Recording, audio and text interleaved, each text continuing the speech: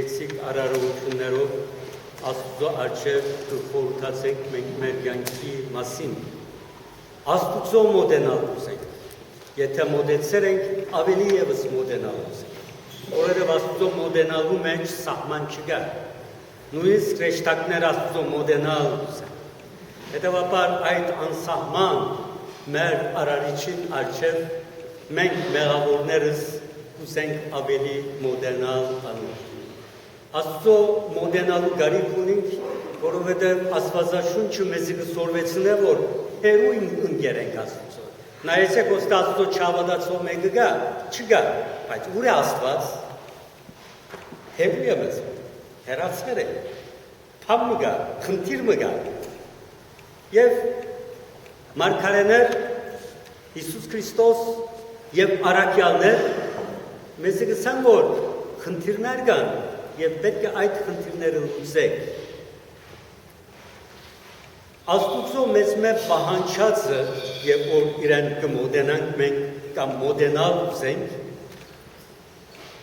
ինչ է ամենեն կարևորը, որովհետև մենք Աստուծո երթանք հաշտություն ուզենք այդ, չէ՞, հաշտվե ինձ հետ կսենք։ Ես մեղավոր եմ, ես թեմ հանցանք գործած եմ, խնդրեմ, ինձ ընդունեմ, ներեին մեղքերս։ Աստվածալ ողորմի և ուսե որ եգուր, քայմը ևս գրնաս մոտենալ։ Անոր համար Հիսուս հայմերի մեջ ինչ սորվեցուց մեզի և թողում մեզ սպարդիս մեր, որպես եմեք ու մերոց պարտաբանից։ Ինչպես որ մենք կթողում մեզի հանցանք գործածներու մեղքերը, ունալ մեր մեղքերը։ Եվ Հիսուս կգրտնե աղոտ կլմսնել է հետո, եթե դու չեք ներել ուրիշներուն հանցանքները, աստվածացյալ հանցանքները չեն։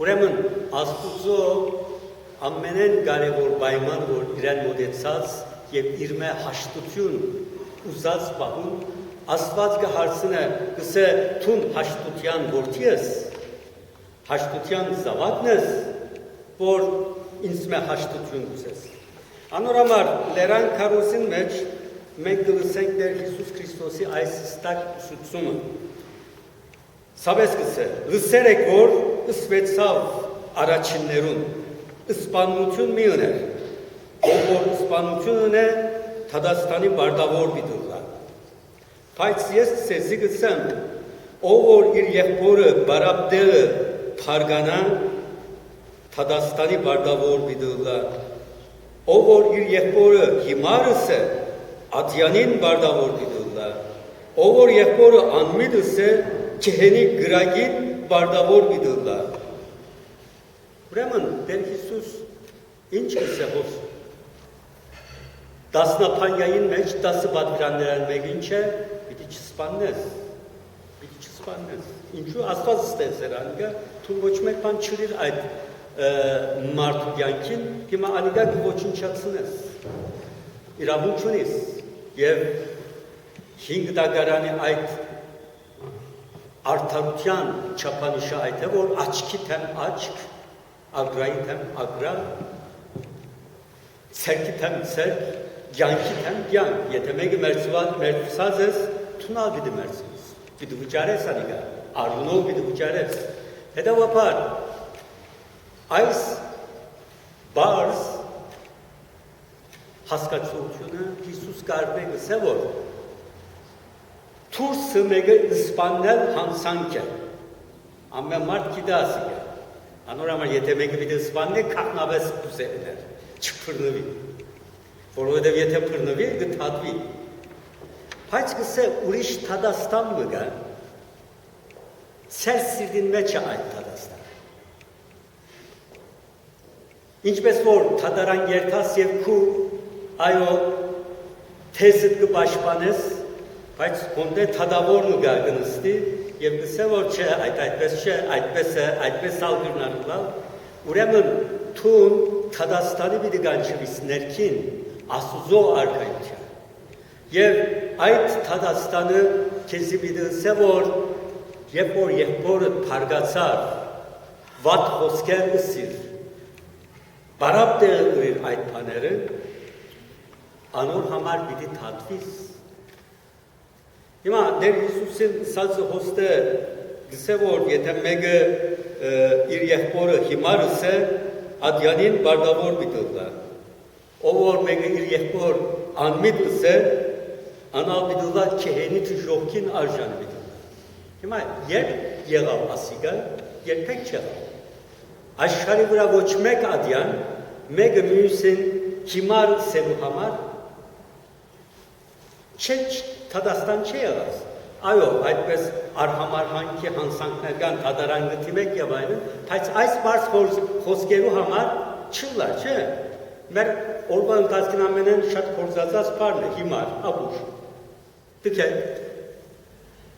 երբեմն անասունի անուններ գտանք, չէ, ուրեմն անոր համար մենք Թադաստան չեք եղել, ուրեմն մարդու մեկը թադարան դվեր է, ուրիշ մարդը Թադաստանը կդեսնևի, թադավորը կարսն է հանցավորին։ Թունգս է այս մարդուն աբուշ կսիր, անալգս է, որ ես այդ մարդուն աբուշ չսի, բայց գիտեմ, որ աբուշ է։ Գս է, որ ինչպես, այդպես բողոդա կնթանայի, 200 մարդ կկալեր, մեջ ես եկավ աբուշ Բորացի միայն այս մարդը դարձավ, ըսավ ինձի ինչու համար աբուշ կսես։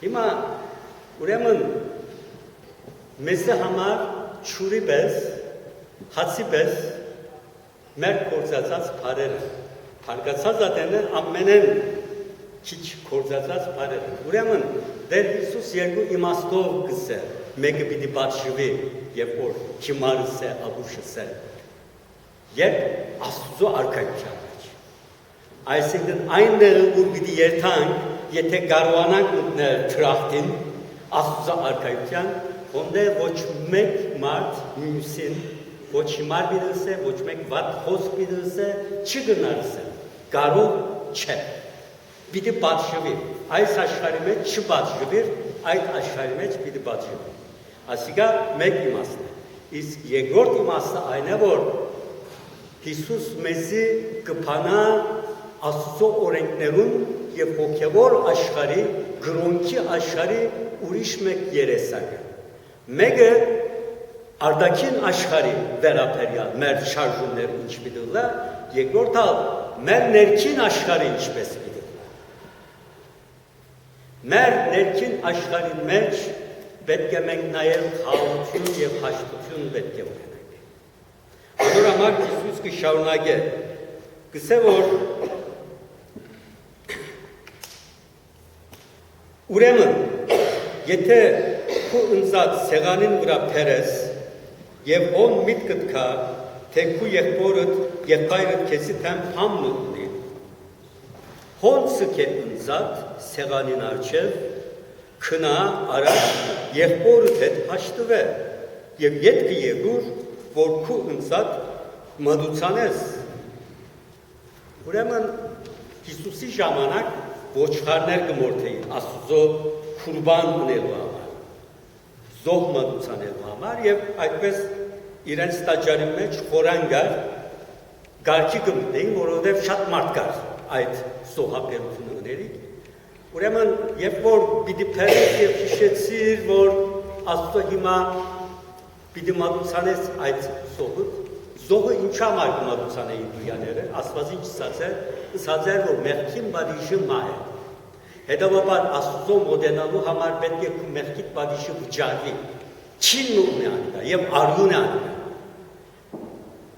Հարկավտ է ամեն մարդ չկա, այնադեն ամեն մարդ կենթանի մարդ չմնար, ուրեմն Աստված ասավ, որ ոչխար պիտի առնենք, ով որ մեղավոր է, պիտի փերե քահանային առջև, ցերկ ոչխարին պիտի տնե, պիտի ասե, որ ես մեղավոր եմ, մեղքիս պատիժը մահ է, հիմա այս ոչխարը պիտի վճարե այդ պատիժը և ոչխարը մորթվեր և այդպեսով այդ արյունով մեղքի փրկագինը դրված կլար։ Ասիկա Հիսուս Քրիստոսի համար ըստվերն էր, որովհետև Հիսուս Քրիստոսն է փուն ոչխարը, փուն քարնուկը իր արյունով մեր մեղքերուն բարդքը վճարեց, խաչին վրա։ Ուրեմն Հիսուս գսե որ թերիր այսպես ոչխարը, ինչու համար Աստծո հետ հաշտվելու համար, բայց քո միտքիդ մեջ եկավ որ թուն եղբորդ հետ խնդիր ունես, չլուծված, հարց ունես, սքյանի գավ, որովհետև պիտի չընդունվի այդ քո ընծատ, որովհետև թուն Աստծո հետ հաշտվելու երթաս, բայց թուն դեսած եղբորդ հետ չես հաշտված։ Քնա նախ անոր հետ հաշտվեր, հետո եկուր Աստծո քու ընծատ, քու զոհը մատուցանը, որպեսզի քու խիղճը չբարդացրե քեզ։ Ուրեմն Հովանու Արաքյալը իր նամակի մեջ գսե որ եթե մեկը գսե որ ես Աստված կսիրեմ, բայց իր տեսած եղբայրը չի սիրել, սուտ կխոսի։ Ինչպես կրնալալ, որ մեկը չտեսած Աստված սիրել, իսկ Աստծո նմանությամբ ստեղծված մարդը չսիրել, հակասական է, պետք է սիրել։ Ուրեմն Տեր Հիսուս մեզի կհիշեցնե, որ Աստծո եթե պիտի մոտենաս, խնդիրները դմրած է։ Միայն Աստծո հետ չէ, Աստված իմ քիչ կաղոթեմ քեզի, քիչ եկեցի գերտամ, քիչ այո, անիկա կարևոր է, քիչ Աստվածաշունչ կգարտամ, քիչ այո, անիկա գրնաս Աստծո խոստովանի, բայց Աստված գսե որ ասիկա գես է, ես ուզեմ նաև թուք մեծ ընտանիք լալու իրարու հետ հաշտվեք։ Անորամար Հիսուս կսավ երանի անոնց, որոնք խաղաղություն կհաստատեն, անոնք Աստուծո որդիներ պիտի սեր։ Խաղաղությունը Աստուծո ամենայն սիրասպանն է, համերաշխությունն է, նայեցեք բոլոր եզերքի մեծ ներթաշնակություն է, հարմոնիա է։ Հետևաբար այդ, որ կավրե այդ հարմոնիան, որ սատանան է անոր ամենեն մեծը, և ինգած հրեշտակներ և թևերը, և հետո չար մարդիկ, հետո մենք մեղավորներս, ուրեմն Աստծո աչքին մտնելու համար վերստին այդ հարմոնիան վերահաստատենք։ Պետք է մենք մեր շուրջի լավ հարգավ ոստե Քրիստոս իրաբաշտ է և գիտե որ մարդիկ խնդիրներ ունենան իրար մեջ։ Անգարելի է որ խնդիրներ չունենան, որտեղ մենք բոլորս անգադար ենք և իրարու գոդրել են հաջուկ կարնենք։ Մեր ամենայն սիրածը ուրիշին ետևեն խոսիրն է, և որ այդ մարդը չգա։ Ուրեմն մեր ունգերությունը գերձավորության վրա հիմնված է։ Հետևաբար անգարելի է, որ մարդն ուրիշ մարդուն հետ խնդիր չունենա։ Բայց խնդիր ունենալու չափ այդ խնդիրը լուծելն արվեստ է։ Ուրեմն վանագամը այդպես ուրիշ նոր վանք մգերթան, տոնական օրուն է և ոնդե հավիմիս կհրամցնեն այս վանագանին, այս վանագանը գսե որ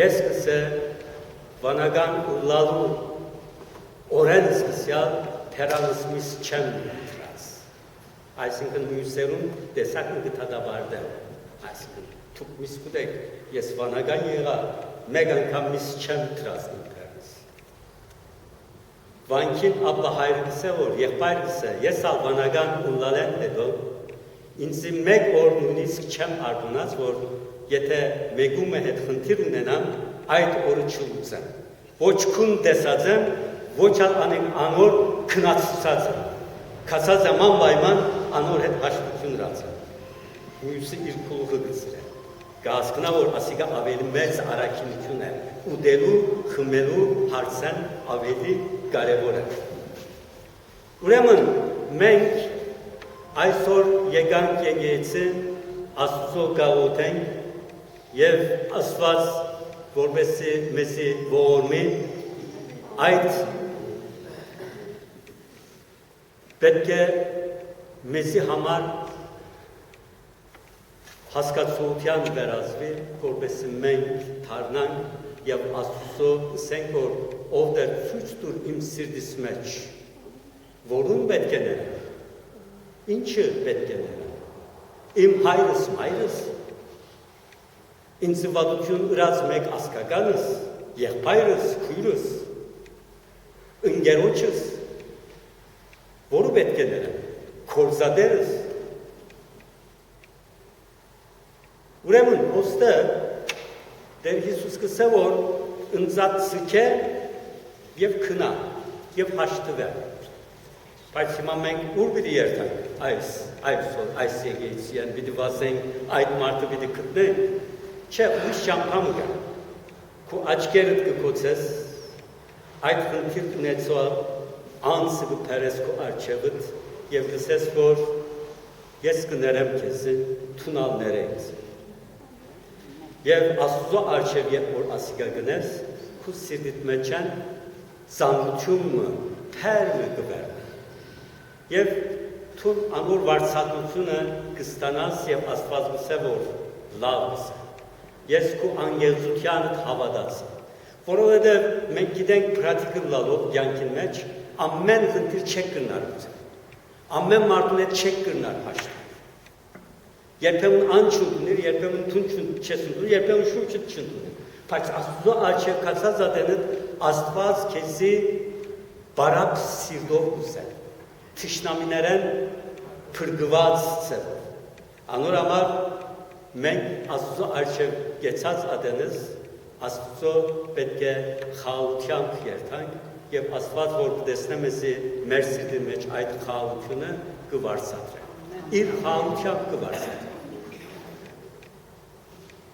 Արդակին աշխարհի մեջ մենք մեր խնդիրները կրնանք չլուծել, բայց մեր ներսը պետք է լուծված լինի։ Անիկա փանիկը նման է, փանորներ, փորձավորներ գաշխատին գալոդվին եւ կեսօրվան թաթար գարնեն գրկին մի դա աշխատին, գրկին մի դա ալոդվին, բայց իրենք սերքերը գլվան, չէ հացու դերան առաջ։ Քոնե սերքերը գլվան։ Մենք ալ մեր ամբողջ հարաբերությունները գրնանք չշտկել։ Մենք ալ բոլոր մարդոց հետ ուզածնից չանանք, կարելի է որ լավ հարաբերություններ ունենանք։ Բայց Աստծո առջև եկած ադենը պետք է մենք մեր սիրտը մաքրենք։ Եվ այդ սիրտը մաքրելու լավագույն ձևը այն անձերու հետ որ խնդիր ունենք, Աստծո առջև ներենք Եթե չենք կրնար ներել, Աստծուց մե ուժ ուզենք, որ Աստված մեզի զորացնե, որպեսզի կարողանանք այդ մարդիկը ներենք։ Եվ որ կներենք, այնադեն Աստվածալ կները մեզ, եւ անոր վարձատրությունը մենք կստանանք մեր սիրտի մեջ։ Ուրեմն շատ դրված օրինակ կա։ Եթե մեկուն հետ թշնամություն ունիս քո սիրտիդ մեջ, ադելություն ունիս, գրիվ ունիս, քիշերները քուն չես ունենալ, թերևս այդ մարդը լուր անգամ չունի այսպես։ Թուն քեզի գուտես։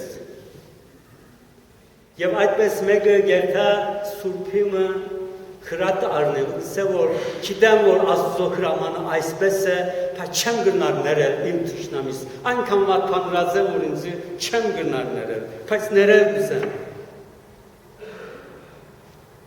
Եվ սուրբը գսե որ թուն գսիրես քու թշնամությունդ, քու գրիվդ գսիրես, անիկա քու սիրտդ կդակսնե և գսիրես անիկա,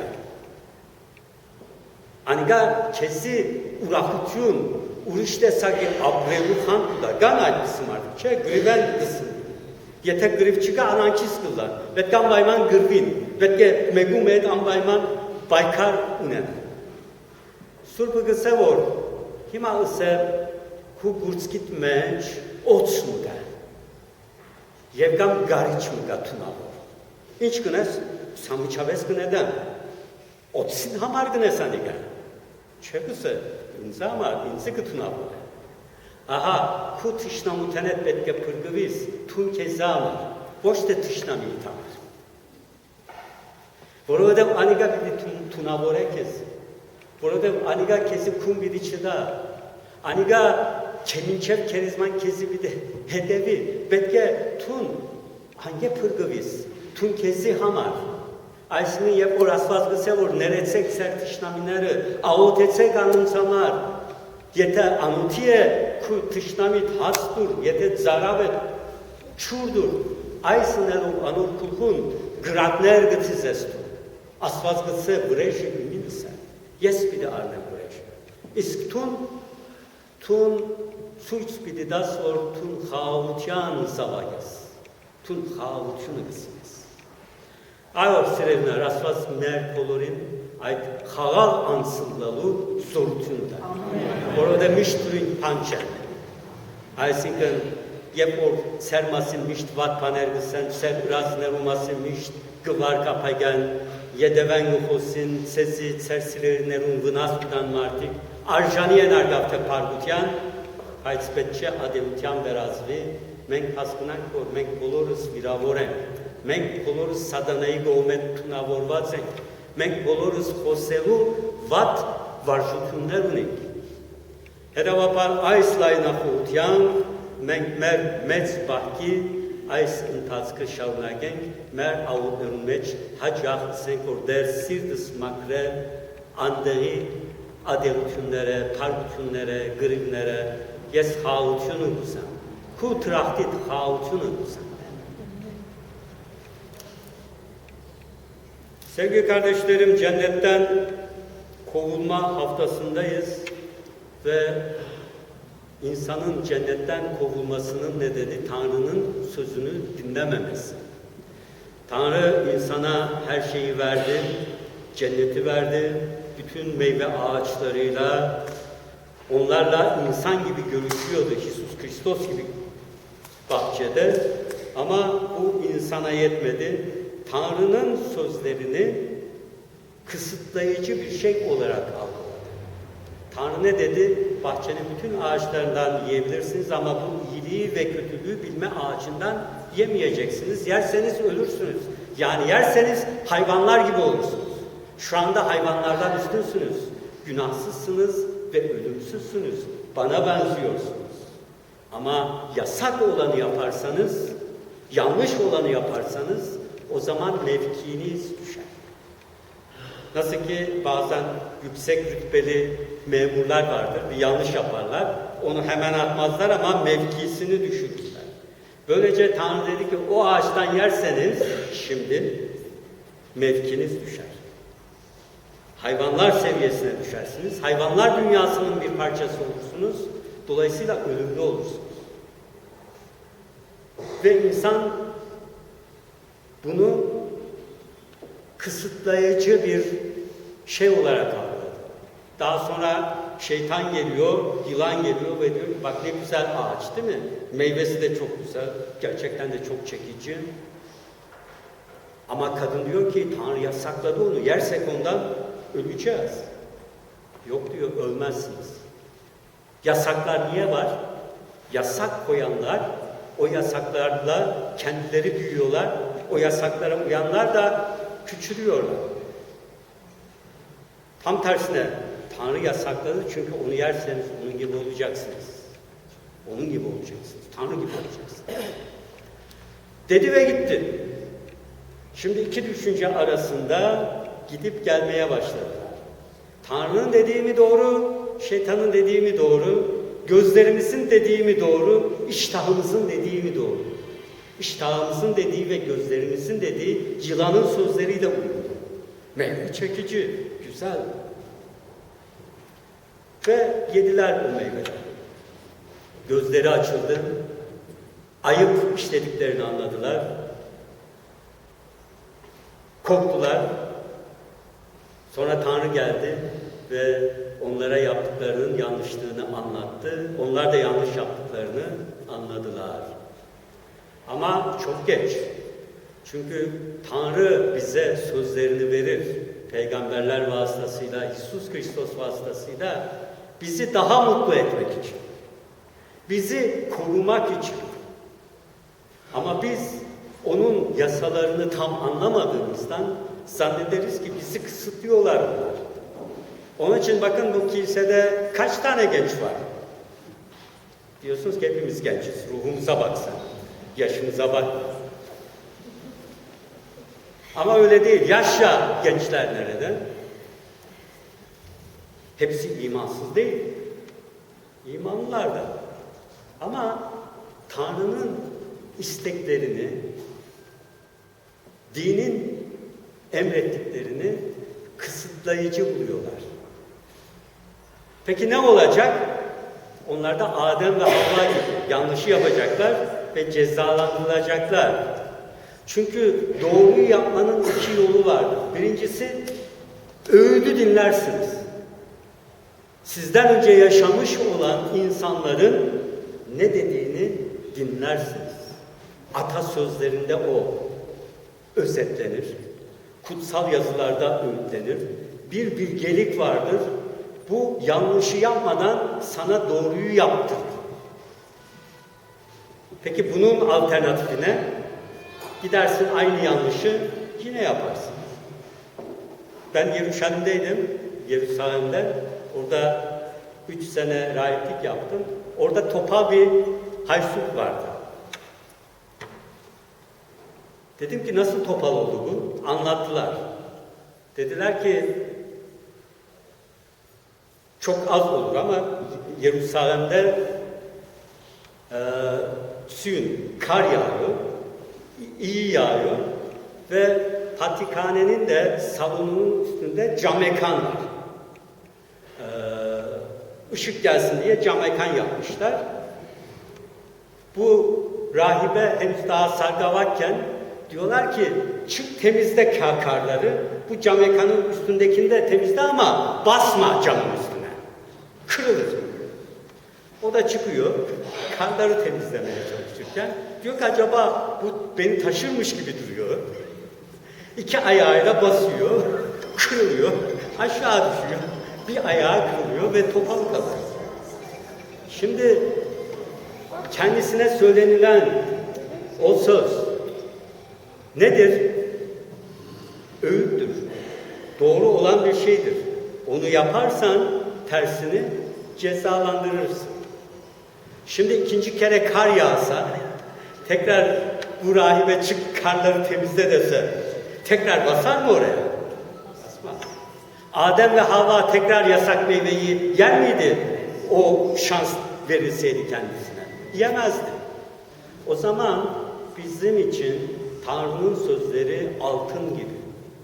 Mezmur'un dediği gibi senin sözlerin adımlarıma ışıktır. Bize yanlış yapmadan, yanlışın cezalarını çekmeden doğru insan olmak ve o doğruluğun meyvelerini yemek şansını verir. Bu kadar değerli bir hazineyi niçin reddedelim? Yanlışı yapmadan onu yerine getirelim. Hani asılmaya getirilen bir adam varmış. Demişler son bir diyeceğim var mı? Evet demiş. Bu bana bir ders olsun. Ne zaman kullanacaksın artık o dersi? Onun için sevgili kardeşlerim, bütün mezarlıklar pişman olmuş insanlarla dolu. Şu anda yaşadıkları dünyada keşke geri gelseydim başka türlü yaşardım diyen insanlarla dolu. Başka türlü davranırdım diğer insanlara, başka türlü yaşardım, paramı başka türlü kullanırdım, çocuklarımı başka türlü eğitirdim, kiliseye, imanıma başka türlü yaklaşırdım, daha ciddiye alırdım bana söylenmiş olan olayları. Hayat ne kadar çabuk geçti. İşte bu pişmanlıkları yaşamamak için bizim Tanrı'nın sözlerini dinlememiz, tutmamız bizim yararımızdadır. Tanrı o ağacı yasakladı, o gün için yasakladı. Eğer Adem ve Havva itaat öğrenselerdi, zamanı geldiğinde, olgunlaştıklarında ve büyüdüklerinde Tanrı ellerinden tutacaktı, gelin çocuklar diyecekti. Şimdi bu meyveden beraber yiyelim. Çünkü o meyveden yedikten sonra Tanrı ne diyor? Adem ve Havva iyi ve kötüyü bilme ağacından yiyerek bizden biri gibi oldu. Çünkü insanın iyi ve kötüyü bilmesi güçtür, kuvvettir, bilgi kuvvettir. Dolayısıyla elbette ki iyi ve kötüyü bilmek Tanrı için, melekler için önemli. İnsan için de önemli iyi ve kötüyü bilmek. Ama iyi ve kötüyü bilmek iki şekilde mümkün. Biri size anlattığım gibi basma denilen yere basarak, bütün yanlışları yaparak, hızlı yaşa, genç ol, cesedin yakışıklı olsun diyerek ya da söze itaat ederek, Tanrı'nın sözlerine itaat ederek.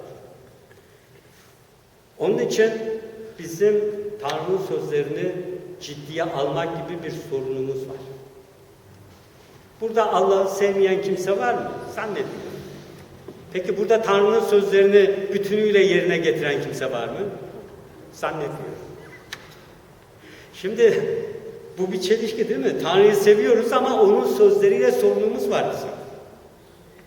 Onun dedikleriyle kavgalıyız. Bize bir şey dediğinde ergen çocuklar gibi anne ve babalarına posta koyarlar. Yok sen öyle diyorsun, ben böyle diyorum. Bütün anne babaların en büyük sorunu olur değil mi? 12 yaşından 17 yaşına kadar tuhaf bir dönemden geçer çocuklar. Kendileri olmaya başlarlar, benlikleri kuvvetlenir, vücutları değişir, hormonlar değişir ve güçlü olmayı, kuvvetli olmayı anne ve babalarına bir şekilde onların öğrettiklerine ters davranmakta bulurlar. Ve ondan sonra elbette yavaş yavaş gelirler ve bu sırada da anne ve babaları onlara ne der? Şimdi anlamıyorsun ama sen de anne baba olduğunda anlayacaksın. Tabii bütün çocuklar böyle değil. Onun için biz de Hristiyan hayatımıza yaklaşırken bize verilmiş öğütleri zamanın, tarihin, halkların tecrübesinden süzülerek gelmiş bilgeliği reddetmeyelim.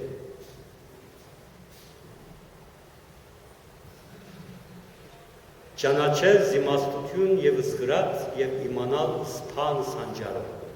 Bizim Ermeni alfabesini bulan ve Ermenice'yi yaratanların ilk sözü kutsal kitaptan bu. İmanal imastutun yevızhırat.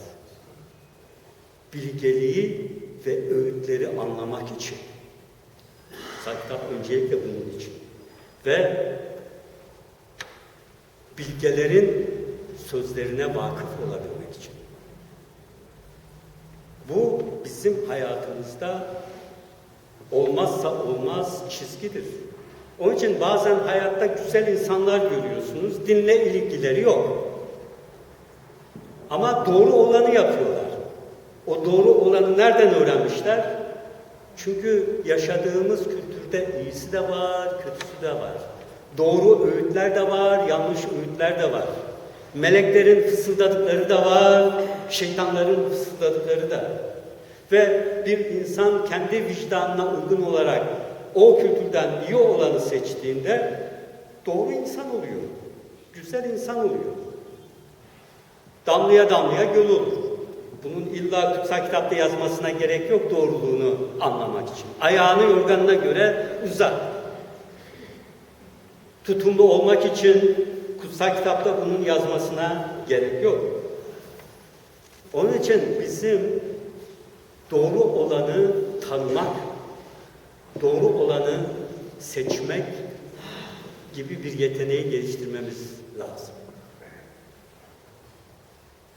Bu yetenek gelişmezse o zaman tekrar ve tekrar aynı yanlışları yapacağız ve o yanlışlar kendini tekrarlayacaklar ve biz zannedeceğiz ki bütün bu güzel sözler, bütün bu özlü sözler, bütün bu İncil'in kutsal yazıların bize öğrettiği sözler bizi sınırlamak için. Hayat orada bekliyor bizi ama bu sözler bizi sınırlıyor. Elbette sınırlayacak. Çünkü bir yere varmak için yol gerekli sana. Ve sınırlamazsan bunu, o zaman bir yere varamazsın. Yol dediğiniz şey nedir? Bir coğrafyada bir yerden bir yere varıyorsunuz değil mi? Arabanızla. Dağlardan geçiyorsunuz, ovalardan geçiyorsunuz, uçurumların kenarından geçiyorsunuz. Bütün o yollar olmasa siz varamazsınız gideceğiniz yere. Ama o yol küçücük bir yer, 5-6 metrelik bir uzunlukta. Onun yanında güzel ovalar var, ne güzel uçurumlar var. Tren 2 ray üstüne gider sadece. Giderken güzel manzaralar vardır. Ama tren dese ki ya yeter artık sıkıldım ben bu iki yoldan. Biraz şöyle geçmediğim yolları deneyeyim. Özgürlüğünü kaybeder. Onun için özgürlük sevgili kardeşlerim Tanrı'nın sözlerini yapmaktan geçiyor. Onun için de önce öğrenmeliyiz. Sizin bu arevakallara gelmeniz, bu uzun uzun törenler, dualar, vaazlar size Tanrı'nın sözünün hayatınızda taşıdığı önemi belirtmek içindir.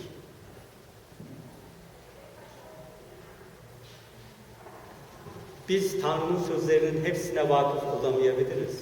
Ama Tanrı'nın sözleri bize geldiğinde bizi temizler, bizi yeniler ve bize yeni bir ufuk açar. Ve biz biliriz ki hayatta 2 türlü yol vardır. Amaca vardıran yol, hiçbir yere vardırmayan.